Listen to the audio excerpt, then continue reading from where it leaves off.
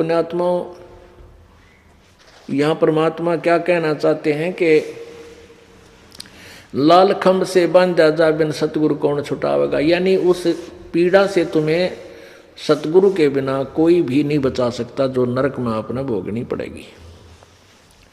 इसलिए अपना गुरु बना करके, सच्चा गुरु बना करके, सत्य भक्ति करके पीछा छुटवाओ। पुण्यात्माओं, परमात्मा जब खड़े होकर के आवाज लगाया करते थे, जगह जगह जाकर के बहुत सी पुण्यात्माएं उनके साथ होगी थी, उनके विचारों से प्रभावित होगी थी और परमात्मा आशीर्वाद देते थे, उनके दुख दूर हो जाते थे।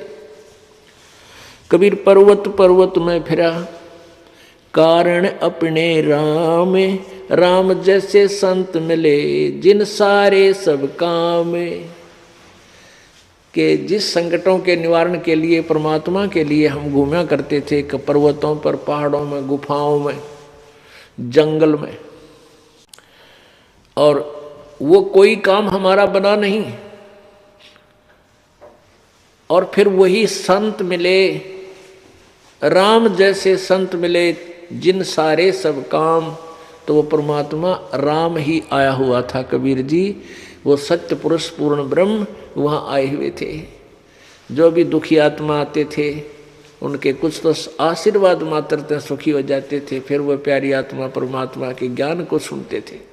अपने आत्माओं, परमात्मा की वाणी,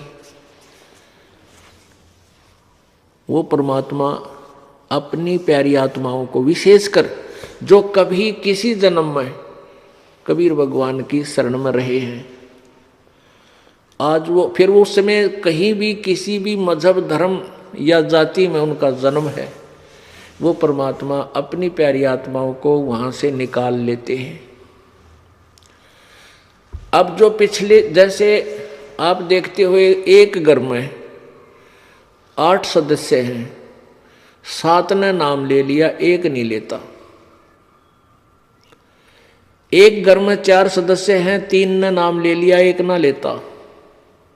कितना ही पचले कति नहीं लेता, सुनता भी कोई नहीं, बल्कि उठ पटांग बकवास करता है। तो वो कारण क्या है? वो कारण है कि वो पिछले जन्म में कभी परमेश्वर की, कबीर जी की शरण में नहीं रहा।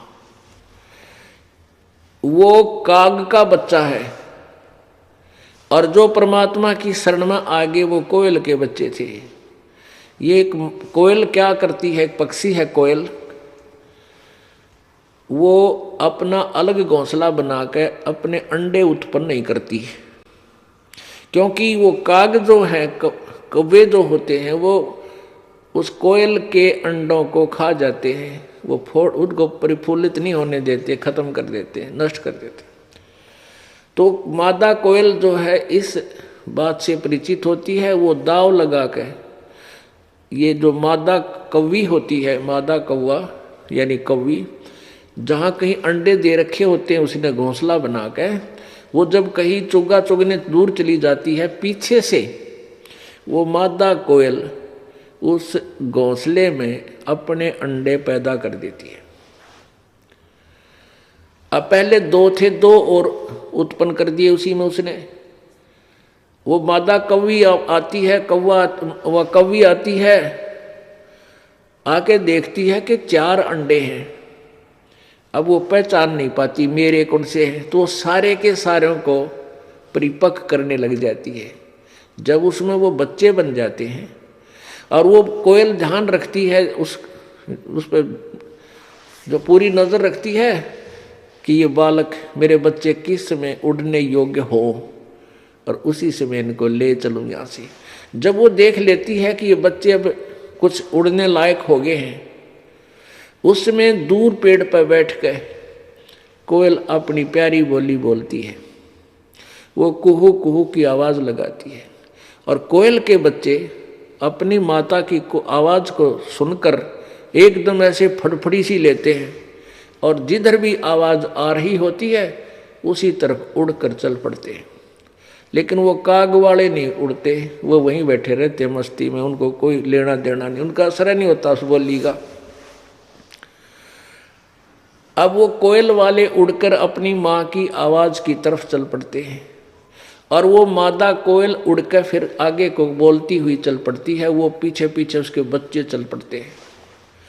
उधर से वो कौवी देखती है कि तेरे बच्चे गए, वो उनके पीछे कुछ दूर तक दौड़ती है, फिर सोचती है कि ये तो गए सो गए, वो 2 और रह गए मेरे, कहीं वो ना बर्बाद हो जाए। वापस आ जाती है उनके पास,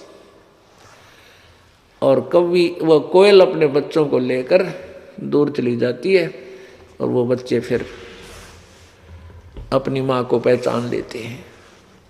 तो पुण्यात्माओं, जो इस परमेश्वर की वाणी को, ज्ञान को स्वीकार नहीं करते, वो काग वाले हैं, और जो इस मालिक का ज्ञान सुनते पीछे पीछे वो लेते हैं, वो परमात्मा कोयल वाले हैं, यानी कबीर भगवान के बच्चे हैं। वो किसी जन्म में मालिक के साथ रहे हुए हैं।